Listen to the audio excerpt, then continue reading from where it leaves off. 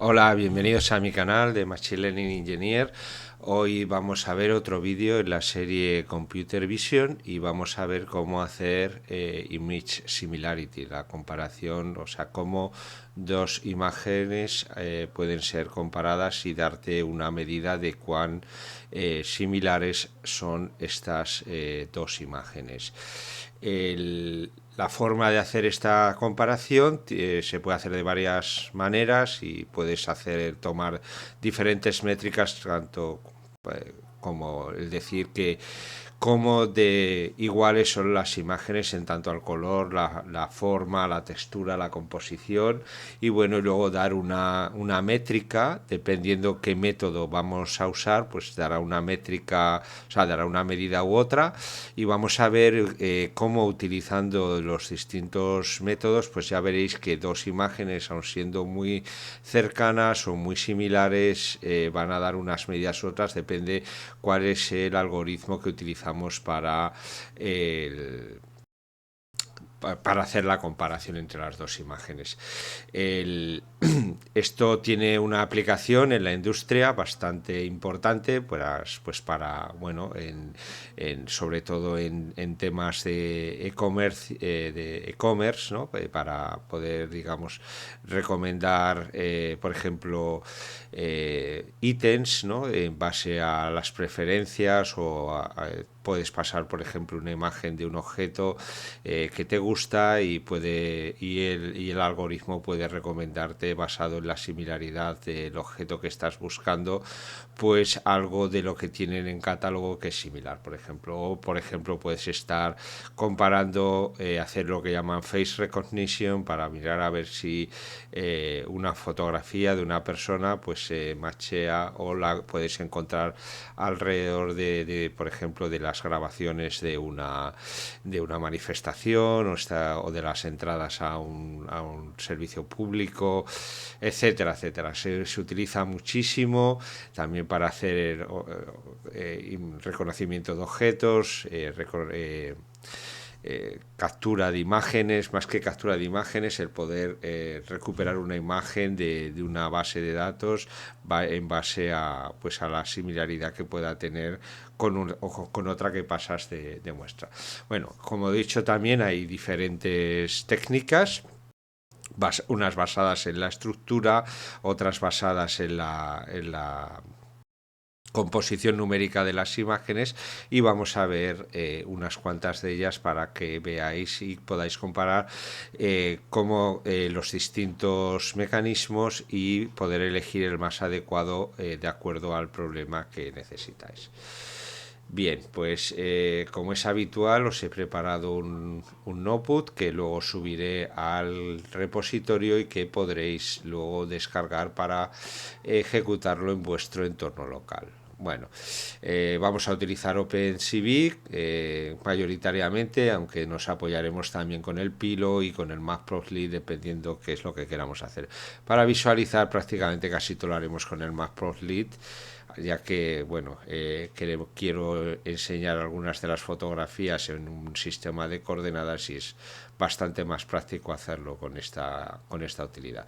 Bueno, esta es una de las imágenes, repetimos con Zermatt, la localidad de los Alpes suizos.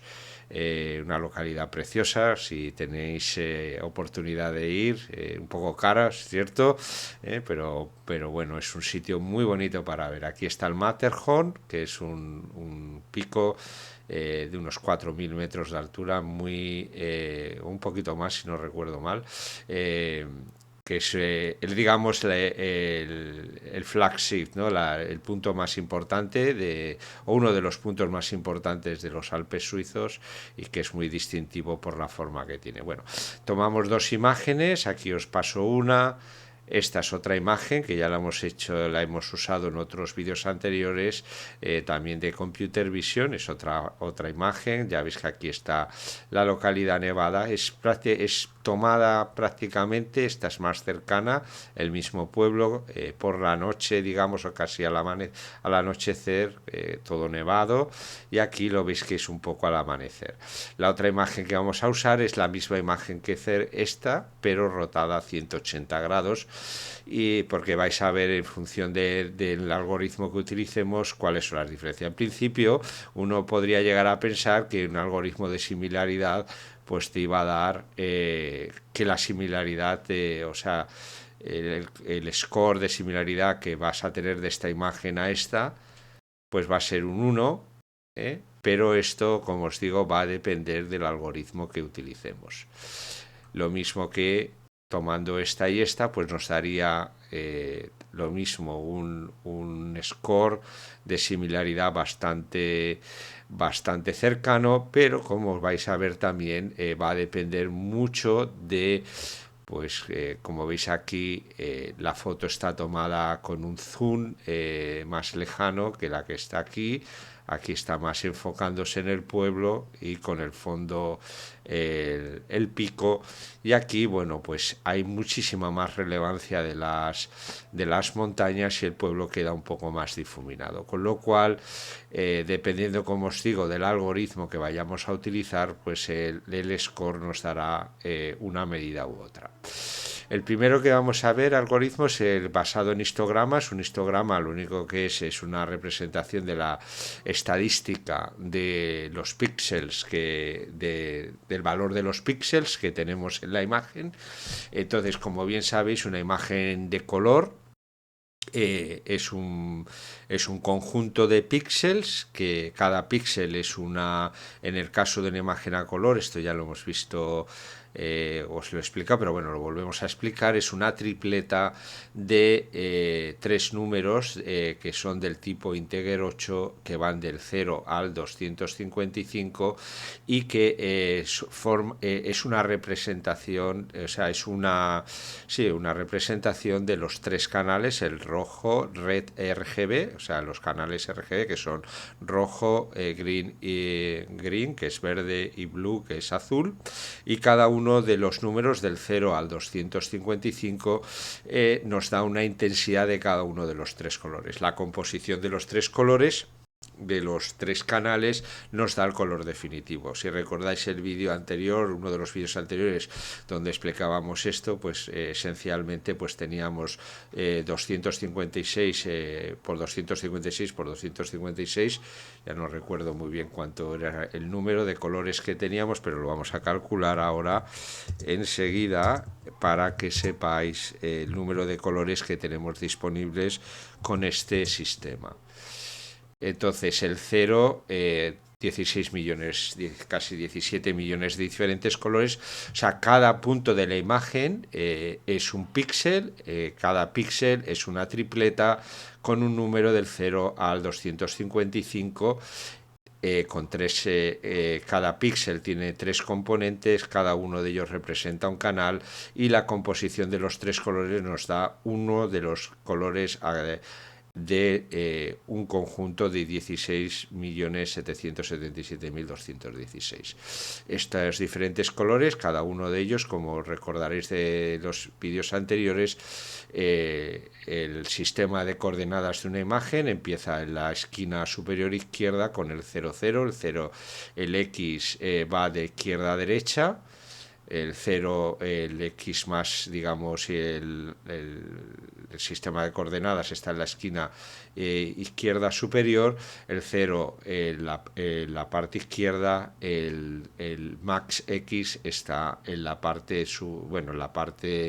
derecha de la imagen, y la Y, que es la altura, va también desde el 0 en la esquina superior izquierda hacia abajo, que es donde tenemos el maxi. Entonces un píxel lo puedes localizar, por ejemplo, el 200 es la intersección de estas dos coordenadas. Ese píxel pues tendrá una representación, podemos llegar incluso a localizarlo y ver el número. Para localizar el píxel, con que accedáis a él a través de su localización de coordenadas, pues podemos tomar una imagen, a ver si la abrimos, por ejemplo, con el OpenCV2, pues simplemente accedéis a la posición 200-200. Esto es, como recordaréis, una imagen es una matriz que la puedes tratar con NumPy y puedes acceder a ella utilizando el sistema de coordenadas de NumPy. Es bastante sencillo. Bueno, pues vamos a hacer la comparación basada en histogramas. Lo que trata el histograma es que cuenta los diferentes colores que tienes en la imagen. Entonces crea una distribución de esos 16, casi 17 millones de colores, crea una distribución de frecuencias de todos esos colores y los compara, hace una comparación de las distribuciones. Entonces, ¿qué es lo que vamos a ver aquí? Pues está claro. Si recordáis, tenemos una imagen que era la de Zermatt por la mañana, una imagen y la otra rotada a 180 grados, pues siguiendo este procedimiento, como vais a ver, pues nos va a dar una similaridad de 1, obviamente, porque son los mismos colores, aunque estén en distintas posiciones. O sea, en la imagen rotada, como veis, el punto 00 es esta esquina de aquí, en la imagen no rotada es esta otra esquina, pero como lo que estamos haciendo es contar la frecuencia de los diferentes píxeles, pues la comparación entre estas dos imágenes va a ser que son dos imágenes idénticas, porque independientemente de donde esté localizado el píxel tiene la misma composición de números, ¿no? Va a ser una tripleta, el píxel 00 va a ser una tripleta que va a tener la misma cantidad a pesar de que esté aquí o esté aquí. Eso nos da lo mismo porque luego al calcular la distribución de los colores, como veis aquí en el histograma, pues nos va a dar que es idéntica. Lo que hace este método, pues simplemente compara esta distribución con esta otra distribución y mira qué diferentes son. Si hacemos lo mismo con las otras dos imágenes, la de Zermatt por la tarde y la de Zermatt por la mañana, veis que nos da que son bastante diferentes. ¿Por qué? Pues simplemente porque la distribución de los colores es muy diferente. Si veis aquí, los píxeles están más digamos cercanos a la zona cero. Si recordáis el sistema de los píxeles, el 0 era la máxima intensidad y el 255 la ausencia de ese color, ¿no? Entonces, como veis, los colores cercanos al 0, o sea, con la máxima intensidad, o sea, hay muchísimos más colores, digamos, oscuros, que son, la ausencia era, sí, exactamente 0 y la máxima intensidad el 255. Entonces, como veis, hay muchísimos más colores oscuros, o sea que, digamos que hay ausencia de uno de los tres canales, por eso el histograma de la imagen 2 en este caso es el Zermatt 2, recordar que Zermatt 2 es esta de aquí, como veis los colores son muchísimo más oscuros que estos que hay aquí, que son quizás más cercanos al blanco. Hay muchísimo blanco en esta imagen y en esta imagen hay bastante más negro y colores oscuros. Entonces veis que las distribuciones en este caso son idénticas, aunque las imágenes están rotadas y en este caso los dos histogramas son muy diferentes, con lo cual la similaridad pues nos da un número muy diferente. ¿De acuerdo? Bien, ahora vamos a ver otra medida que es el Structural Similarity Index, que es una medida que trata de que, bueno, construye un índice basado en lo que es la iluminación, el contraste, la estructura de la imagen, o sea, tiene en cuenta varios indicadores y esencialmente de lo que se trata es de que quiere dar un score basándose en cómo, digamos, lo percibe el ojo. Estas medidas, de todas maneras, como vais a ver, son un poco abstractas porque, bueno, como vais a ver aquí, obviamente, cuando comparas dos imágenes, si veis aquí, estamos comparando la imagen 1 con la imagen 2, que es Zermatt 2 y Zermatt 1, el pueblo por la mañana y por la tarde, nos da una similaridad de 0,1, o sea, cercano al 1 como os dice aquí, son idénticas y cercana al -1 son completamente diferentes. Aquí la comparación entre estas dos imágenes pues nos está diciendo que son parecidas, está casi ahí en el medio, y estas que son todavía más parecidas, que son dos imágenes, una la misma y la otra rotada a 180 grados. Bueno, hace sentido, aunque, bueno, esto ya os digo, utilizando este medio, o sea, las estructuras son las mismas, la imagen, la iluminación. En estas yo diría que utilizando este medio, este mecanismo, pues no es del más apropiado, quizás, ¿no? Para comparar estas dos imágenes, ya que, bueno, la iluminación es cierto que es idéntica, el color es idéntico, las estructuras son idénticas, con lo cual debería dar una comparación igual. ¿Qué es lo que pasa? Que bueno, depende mucho de la posición de los objetos en la imagen. Entonces, al estar rotada la imagen, y aun siendo la misma imagen, los objetos no están localizados en la misma posición, con lo cual nos da un valor muy cercano al otro, al de Cermat por la mañana y por la tarde, cuando esencialmente es la misma imagen, pero es porque la forma en que se hace el cálculo pues tiene en cuenta pues la posición de los objetos, ¿no? Y como veis, pues ya aquí está calculado de dos maneras. También depende mucho de cómo redimensionan las imágenes. Dependiendo de cómo redimensionéis las imágenes, pues va a haber va a daros una resolución u otra, va a daros un valor u otro.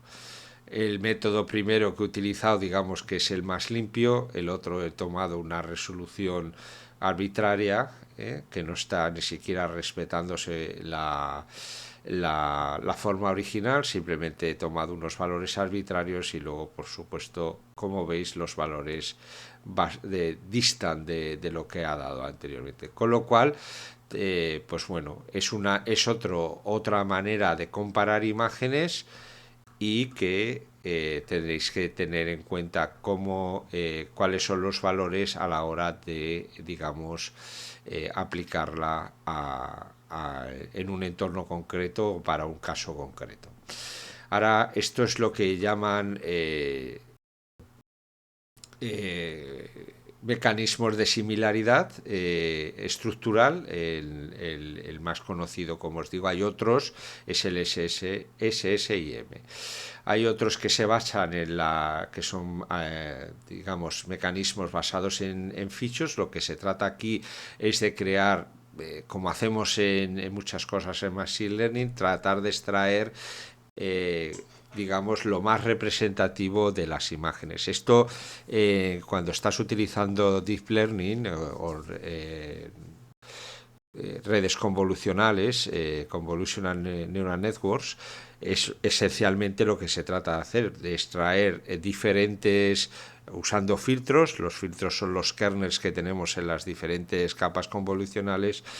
Tratan de extraer features de la imagen a diferentes niveles de abstracción. Unos son muy generales y otros son más en detalle. Estos mecanismos que vamos a ver ahora tratan de hacer lo mismo, pero sin usar, digamos, Deep Learning. Tratan de hacerlo tomando la imagen, creando lo que se llaman los key points y luego tratar de comparar los diferentes key points que se han detectado en la imagen de una forma de que comparar la forma que tienen y si haciendo determinadas variaciones del objeto, tanto son incrementar el tamaño, decrementarlo, hacer rotaciones, pues esos key points que llama en el algoritmo que se han detectado, como cambiándolos se asemejan a los key points que has detectado en la otra imagen, ¿no? Entonces, dependiendo cuán diferentes son después de algunas modificaciones, que se hacen son los key points detectados, pues los agrupa en distintos grupos dependiendo de cuán cercanos quedan los key points que se han detectado en las dos imágenes. ¿Cómo puedes medir digamos, no hay un score con estos algoritmos correctamente definido y lo puedes, digamos, medir de diferentes maneras. Simplemente puedes crear un score basado en el ratio de del matching que estás haciendo de los puntos que tienen un matching más o menos o bueno, que tienen un matching bueno, o sea, simplemente contar cuántos puntos de la imagen o cuántas features de la imagen son, digamos, o entran dentro del grupo de aquellos que son similares, que machean correctamente. Luego puedes hacerlo utilizando una medida, como pueda ser el coseno de similaridad. Tú encuentras una feature, de esa feature extraes un vector de representación, coges otra feature de la otra imagen, tomas un vector y los comparas. Y luego tienes el sistema homográfico, que está basado en la geometría de los objetos. Es una combinación prácticamente de los otros dos anteriores, ¿no? Y bueno, pues el que más se suele utilizar es el que vamos a ver el ejemplo, que es ¿cómo se llama? Un segundo que recuerde el nombre. El inlayers vía homography. La homografía en ciencia, que es en principio comparar la geometría de los objetos. Primero buscamos los key points, luego extraemos las features de estos key points y comparamos las features entre los dos objetos. Vamos a hacer primero la búsqueda de los key points. Esto es bastante similar. Hay tres algoritmos que son muy conocidos. Uno es el SIFT, el otro es el ORB y el otro el SURF. Aquí os pongo las descripciones. Estos dos mecanismos, el SIFT y el SURF, están licenciados, tienen patente, con lo cual no se pueden utilizar. El SIFT ya se ha liberado, por lo visto, o sea que está incluido en OpenCV. El SURF tienes que compilar el OpenCV con estas características, porque no se puede usar debido a la patente. Todavía está patentado el algoritmo, con lo cual os he puesto solo el código, pero no podemos ejecutarlo. Habría que digamos, crear la propia librería usando la fuente y utilizando una serie de variables. Solo os lo voy a, digamos, mostrar qué es lo que hace, porque todavía está protegido por la patente. Entonces podemos utilizar tanto el SIFT y el ORB. De lo que se trata, en principio, en cualquiera de los tres, es de encontrar estos key points y cuál es el algoritmo o algoritmos que van a utilizar para comparar los diferentes key points o puntos de interés que encuentran las imágenes, cómo construye los vectores de features, ¿no? que representan esos key points, y cómo luego los compara, ¿no? Entonces cada uno de ellos utiliza una técnica. Unos son más rápidos que otros, son más buenos que otros primero en la detección de estos key points y luego en cómo comparan unos puntos con otros. Y bueno, si tienes unas imágenes un poco, digamos, densas, lo recomendable es utilizar el ORB, ya que es gratuito y es muy rápido. Lo que pasa es que cuando tienes imágenes muy complejas, muy densas, con muchos objetos, pues suele ser, digamos, menos acertado que el SIFT o que el SUR. No obstante, estos algoritmos que han estado predominando, digamos, la técnica, como bien sabéis, el computer vision lleva décadas funcionando. Estos algoritmos han estado funcionando durante muchos años hasta la llegada de las redes neuronales y de los Vision Transformers y todas las posibilidades que tenemos hoy con la inteligencia artificial. Entonces esto ahora mismo pues ha quedado en un segundo plano. Yo os diría que esto prácticamente bueno, hay aplicaciones que los están usando, pues porque lo primero tienen implementaciones en lenguajes como C++, OpenCV, como bien sabéis, originalmente ha sido desarrollado en C++, en C y luego portado a C++, y lo que utilizamos es una interfaz que se ha hecho, una API que se ha hecho en Python, que finalmente ataca Pero bueno, cuando estás trabajando en sistemas de tiempo real y todas estas cosas, especialmente en detección de imágenes, con cámaras, con vídeo, en todo lo que es el tema profesional del manejo de imágenes, todo se hace en C++. En sistemas embebidos prácticamente no se utiliza el Python en esos entornos, pues porque es muy lento y bueno, obviamente se utilizan, aparte que luego los microprocesadores de los sistemas embebidos y todos los sitios donde corren estas aplicaciones, pues son sistemas con una capacidad de proceso muy limitada, con lo cual usar Python no es lo más recomendado. Entonces estos algoritmos en esos tipos de entornos siguen utilizándose. Si necesitas algo que sea muy robusto y tienes presupuesto, pues te irías a usar el SURF, tendrías que pagar la licencia o el SIFT, que todavía tengo que mirar si ya está liberado. Por lo que he visto, o se ha liberado hace poco o está a punto de liberarse de la patente expira, y el ORB, que este es gratuito, o sea, este es un algoritmo que no está, es de OpenCV, con lo cual se puede usar de forma gratuita. Lo que pasa que digamos que tiene una calidad un poco inferior a la que tiene SIFT o SURF. SURF es el más potente, el que digamos hace una mejor comparación de la estructura de las imágenes y en cuanto a la creación, pero tiene la pega de que tienes que pagar para usarlo, ¿no? Como os digo, esto hoy día se ha visto superado, por lo menos en el entorno, digamos, o en determinados entornos con las redes neuronales y con las redes convolucionales y los transformers. Y bueno, pues queda todavía un uso bastante que seguramente se extenderá durante unos años en los sistemas embebidos, que ahora mismo están funcionando en muchísimos sitios, más de los que os podáis imaginar. Hasta que todo aquello se sustituya, pues todavía estos algoritmos tendrán vigencia, ¿no?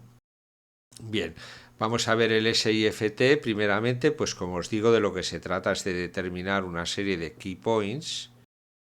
En la imagen aquí hemos hecho una representación de cómo encuentra esos key points, que son objetos dentro de la imagen, y aquí lo único que estamos haciendo pues es representarlos con un circulito. ¿De acuerdo? Si miráramos, si esto lo podéis hacer con las otras imágenes, si como es obvio, tomando esta por ejemplo, estos puntos que ha detectado aquí en esta imagen va a detectar los mismos en la imagen rotada. De hecho, lo vamos a hacer aquí. Esta es Zermatt. Si queréis podemos hacer el Zermatt Rotated y hacer así está aquí, perdonad. No, aquí estamos haciendo la comparación. Zermatt Rotated.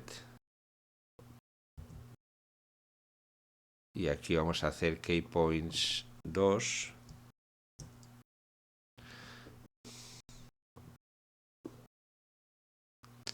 ¿Vale? Y ahora vamos a visualizarla para que veáis cómo esta imagen pues va a detectar los mismos key points, Ups, un segundito. Y aunque esté la imagen rotada, pero los puntos que detecta son los mismos. Entonces, en la comparación que luego se hace, lo que trata de buscar son determinados los matches, busca estos key points y los compara los key points detectados entre las dos imágenes.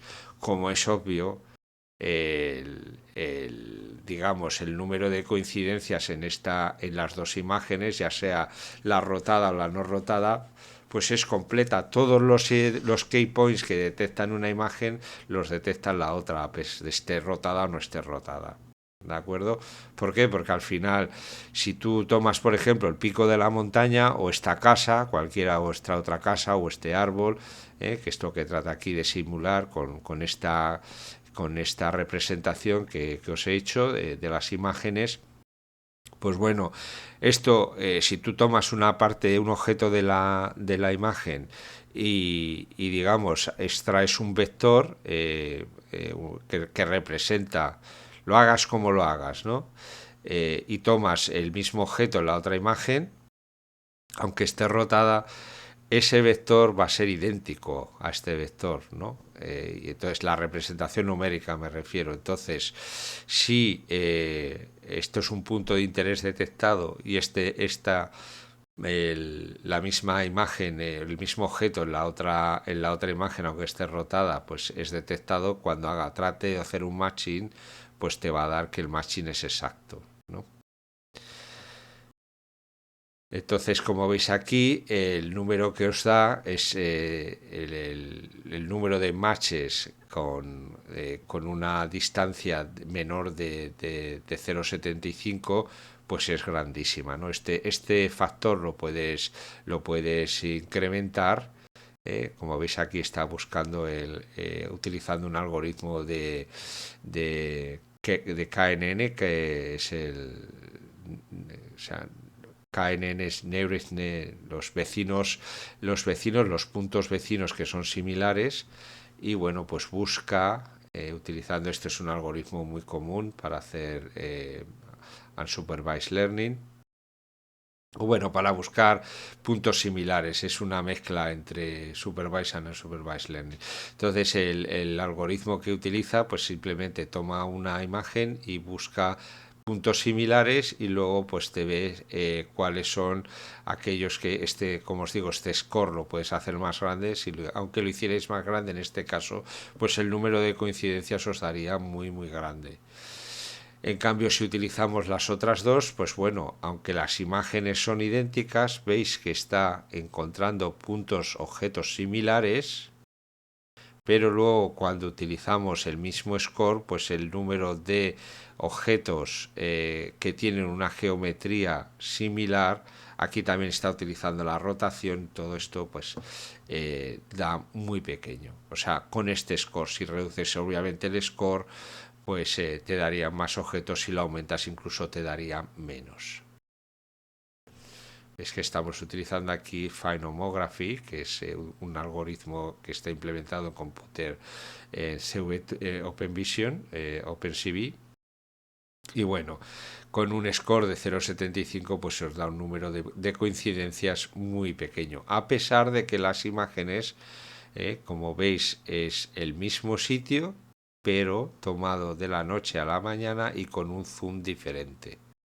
Este zoom es más lejano y, como os decía antes, centrándose, digamos, o haciendo más relevancia del pueblo, y este zoom es más lejano y hace más relevancia de las montañas.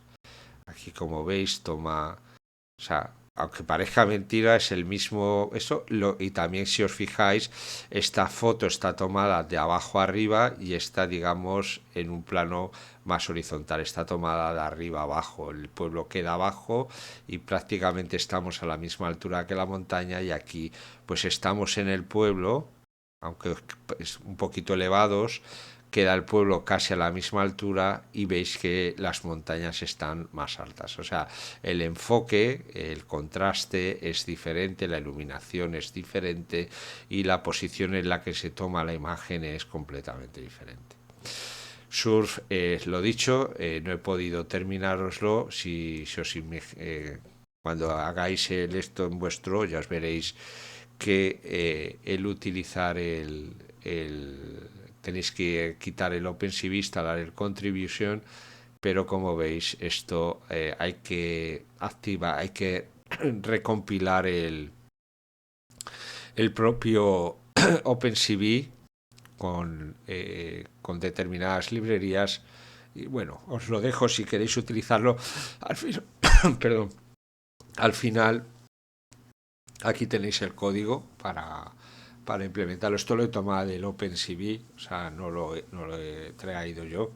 Tengo aquí, os he puesto una serie de links también para que luego os documentéis cómo se hace todo esto, y si queréis leer en detalle cómo se hacen. Como veis, los dos utilizan el mismo mecanismo, los tres, digamos, ORB. También está buscando el SIF, buscan las... O sea, aquí lo hace un poco diferente, pero al final se basa de lo mismo. Buscar los, digamos, puntos de localización, como veis, los diferentes puntos, y compararlos entre las tres imágenes. La diferencia entre unos y otros, pues es al final qué bueno es el algoritmo, digamos, de detección de los key points y de comparación entre los diferentes key points detectados entre las dos imágenes. Lo dicho, el mejor hoy día sigue siendo el Surf, pero tenemos el problema de que está licenciado. Ya te lo dicen, para hacer una prueba en local puedes compilarte el OpenCV y hacer las pruebas. Si lo vas a utilizar en un entorno de producción hay que tener cuidado porque puedes incurrir en un problema de licencia, de que no compras la licencia. Veis aquí el ORB. Aquí estamos haciendo lo mismo que hemos hecho con el SIFT, detectar los puntos, pero como veis aquí es, digamos, muchísimo más escaso el número de puntos que detecta. Aquí estamos en todo caso creando por defecto, si no recuerdo mal, crea 1000 puntos por defecto este algoritmo. Pero como veis ni siquiera a los 1000 puntos ha llegado. Y aquí pues vamos, hacemos una... Aquí estamos, ¿lo veis? Estamos le estamos pasando 1000, pero simplemente ha localizado 588 que son similares. No obstante, el algoritmo pues bueno, también detecta que los puntos, pues las imágenes son similares. Mismo procedimiento. Si recordáis, el algoritmo de antes también nos daba que la homografía pues nos daba 4 puntos similares, aunque aquí son diferentes los puntos que encuentra. ¿De acuerdo? O sea, estos algoritmos, aunque como os digo, siguen siendo muy usados, sobre todo lo que os digo en sistemas embebidos, que a lo mejor no os dais cuenta de que están siendo o que se están utilizando en determinados dispositivos, pero están siendo usados. Y muchísimo en la industria, en las cadenas de montaje se utiliza muchísimo esto. Lo que pasa es que en esos entornos, por ejemplo, cuando se están comparando dos piezas en una cadena de producción, pues ahí es bastante más sencillo comparar los objetos, ¿no? Una fotografía como esta, que es muy densa en el número de objetos que tiene, en el número de shapes, pues es muy difícil de comparar para uno de estos algoritmos, para cualquiera. Por eso hoy día el tema de las redes neuronales pues lo ha superado de lejos, pues porque es muchísimo más fácil utilizar un VIT, que es lo que un Vision Transformer, que es lo que vamos a ver ahora, que utilizar uno de estos algoritmos, ya que te da una percepción bastante más cercana de lo que es una imagen, ¿no? Y el último approach que vamos a ver es el de Deep Learning, utilizando pues un algoritmo. Podemos utilizar las típicas redes, la ResNet, la VGG, o uno de los más modernos como es el Vision Transformer. Vamos a ver el Vision Transformer. Aquí de lo que se trata pues es si vas a utilizar una red preentrenada como una Convolutional Neural Network, como la ResNet o la VGG o una similar, lo que se hace es sacar el,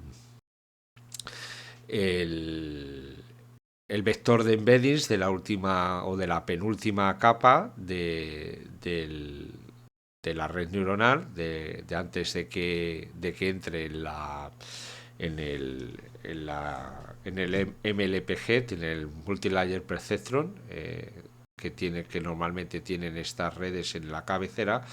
Entonces has pasado por todas las capas convolucionales y extraes después de todas después de todas las extracciones obtienes un vector que digamos que es un embedding de la imagen, ¿no? Tú has pasado la imagen por todas las capas convolucionales que son filtros y una vez que has pasado por todos los filtros, que cada filtro obtiene es una representación de la imagen a distintos niveles de abstracción. Los filtros iniciales sacan, digamos, las figuras más representativas de la imagen y las capas más en la cabeza, más cercanas a la cabeza, sacan más los detalles de cada uno de los objetos. Cuando extraes la imagen en la penúltima o en la última capa, antes del multilayer perceptron que sueles tener en la cabecera, pues lo que tienes pues es un encoding, un vector embedding de la imagen que representa o sea, una representación en forma de vector de esa imagen. Esto es pasado a través de distintos filtros, los que son las capas convolucionales, y luego pues tienes otras capas que hacen pooling, que hacen average más pooling, o, bueno, las otras capas que tienes entre los filtros, que son las capas convolucionales, que lo que hacen es agregar la información.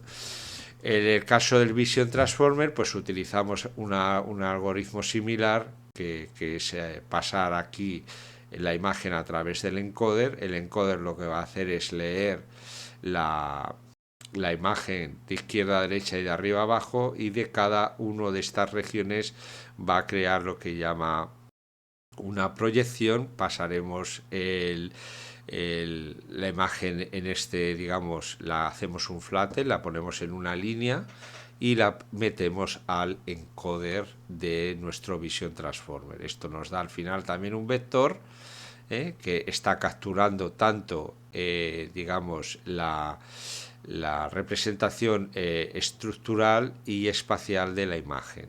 Como estamos leyendo la imagen de izquierda a derecha y de arriba a abajo, pues esta representación nos da una idea, es muy similar a lo que hacemos, o es una forma de entender, si quieres entenderlo, esto es como hacemos con el lenguaje, ¿no? Pero aquí, en vez de el lenguaje que tenemos, son los propios píxeles de la imagen, ¿no? Y entonces lo que hacemos al pasarla a través del encoder es obtener una representación de cómo están relacionados los píxeles de esta pequeña sección que has tomado aquí, pues qué relación tienen con los píxeles de esta otra relación. Esto es lo mismo que utilizamos en el texto. Si en el texto, cuando tú pasas el texto a través del encoder, lo que obtienes es, por cada uno de los tokens que tiene que se ha creado de tu texto, pues te da una relación o te da una representación de la relación de ese token con todos los otros tokens que hay en tu texto, y si no es con todos, con lo que marque la ventana de contexto de tu LLM o de tu transformer. En ese caso, pues aquí estamos haciendo algo similar. Entonces, lo que hacemos, como os digo, es obtienes un vector.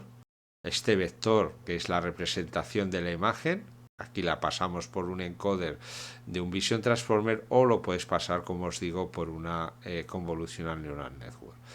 Aquí vamos a utilizar el BIT utilizando OpenClit. OpenClit es una librería de OpenAI, y vamos a utilizar un Vision Transformer, el B16, es uno de la serie, esto, bueno, puedes utilizar cualquiera, al final es un ejemplo. Obtiene lo que os digo, vamos a tomar la imagen, la vamos a pasar por el encoder y una vez que obtengamos el vector, que lo vais a ver aquí más abajo, ahora os lo enseñaré, pues lo que haces es obtienes un vector, en este caso de 640 posiciones, es un vector de 640 dimensiones y los comparas utilizando el cosine similarity. Puedes utilizar otras medidas, pero bueno, esta es una representación. En este caso, Zermatt 2 y Zermatt 1, pues como veis, nos da una similaridad de 80,8 y el Zermatt con el Rotated nos da una similaridad de 70,16. Como veis, es curioso cómo se calculan todas estas. Al final, ¿qué es lo que pasa cuando estás comparando dos imágenes? Por eso os decía al principio, cada mecanismo puede ser apropiado en un entorno para un caso de uso concreto. En el caso de utilizar, por ejemplo, los histogramas, pues es muy apropiado pues, en este escenario, en el cual tienes dos imágenes que son idénticas pero están rotados y quieres detectar este tipo de escenario. En un caso en el que quieras detectar dos imágenes que son la misma pero tomadas como hemos hecho aquí con dos perspectivas, pues es bastante más apropiado el tomar un algoritmo usando una red convolucional o un Vision Transformer. ¿Por qué? Porque captura los detalles de la imagen de una forma, digamos, muchísimo más cercana a lo que hace, digamos, el ojo humano, ¿no? Entonces, pues en este caso, estas dos imágenes que yo os diría que para mí son bastante similares, tú cuando las tomas, digamos, pues dices, bueno, te das cuenta de que es el mismo sitio tomado a diferentes horas, ¿no? Y en este caso, esta imagen, bueno, si no te fijas correctamente, pues no te das cuenta de que es la misma imagen que esta, lo que pasa que es rotada. Entonces, cara a cómo se interpreta esto luego por un, digamos, vector embedding, por un algoritmo de embeddings, que es lo que estamos haciendo en el deep learning, pues obviamente cuando tú utilizas un embedding para, digamos, extraer un vector por esta imagen, te va a dar algo muy diferente a lo que te va a dar de esta imagen. Y estas dos imágenes te darán dos embeddings que son muy similares. ¿Por qué? Pues porque, como veis, los píxeles, por ejemplo, en este caso, como estamos haciendo una lectura de la imagen de izquierda a derecha y de arriba a abajo, pues en este caso haremos lo mismo y la relación entre los píxeles que hay en esta imagen con la relación del píxel 00 con el píxel 1400.000, pues va a ser muy similar en esta imagen con respecto a esta. Pero si tomas esta imagen, el píxel 00 con el píxel 1400, pues es completamente diferente a esta, ¿sabes? Entonces, y esto es por la forma en la que hace el cálculo y crea el vector, tanto la red convolucional como el Vision Transformer, ¿no? Yo os digo, cada uno de los algoritmos que se utilizan o que habéis visto aquí, pues tienen un uso en un caso concreto o casos concretos, ¿no? Hoy día, pues es obvio que ya lo que va a tender será a que utilicemos exclusivamente pues los transformers o las redes neuronales pues para hacer este tipo de comparaciones. Bien, lo dicho. En este caso, utilizando el VIT, podéis utilizar, como os digo, otros modelos de la misma serie, o el BLIP. No sé si os acordáis, hemos hecho un vídeo recientemente sobre este otro modelo, que es un modelo que utiliza dos VITs, es una mejora del VIT. Y bueno, pues vais a ver aquí el image shape 1, pues finalmente simplemente una vez que lo hemos pasado, leemos la imagen, la pasamos por el encoder y veis que el vector es un vector de 640 posiciones y simplemente pues es una representación en forma de vector de la imagen. Si sacáis lo mismo del otro, pues es lo mismo. La imagen 2 es otro vector y lo que hace simplemente pues es comparar dos vectores en este caso de 640 dimensiones. Y poco más podemos contar del tema. Es un tema bastante interesante, como prácticamente todos los que vemos. Y como veis, hay diferentes técnicas. Lo dicho, unas más apropiadas que otras, dependiendo del caso de usuario. Todo lo que, digamos, estas técnicas que han llevado, que bueno, como os digo, siguen prevaleciendo en muchos entornos con los que digamos están en nuestra vida diaria, siguen estando implementados con estos algoritmos, pero en un futuro no, o sea, bastante cercano, van a ser todos reemplazados con las nuevas tecnologías, con las redes neuronales y con la inteligencia artificial, con las nuevas arquitecturas, pues que bueno, pues dan una forma, digamos, diferente de comparar las imágenes. Al final, si tú analizas cómo hace una red neuronal o un Vision Transformer la extracción al final está haciendo una extracción de features, lo mismo que están haciendo los algoritmos como el ORB, lo que pasa que lo hace de otra manera, lo hace con un filtro, es un filtro numérico, pero estos filtros se han estado usando durante muchísimos años de otras maneras, ¿no? con otras técnicas, pero al final son filtros también que lo que hacían era pues extraer las features o los objetos de las imágenes y luego se comparaban. Esto es lo mismo que estamos haciendo con las redes convolucionales o con los Vision Transformers, pero de otra manera. Bueno, pues eso es todo. Nada, lo dejamos aquí. Lo dicho, os voy a subiros el vídeo al repositorio, perdón, el notebook, y así lo podréis probar en vuestro entorno local con vuestras propias imágenes y así podéis comparar cómo funcionan los diferentes algoritmos. Y nada, pues eso es todo. Espero que os haya gustado, os haya servido, os haya entretenido al menos y nada, si es así, pues como siempre os digo, darle un like, suscribiros al canal si no estáis suscritos y compartir con amigos y colegas y hacer comentarios y todo ese tipo de cosas y así me ayudáis a crecer en YouTube. Venga, un saludo, hasta pronto.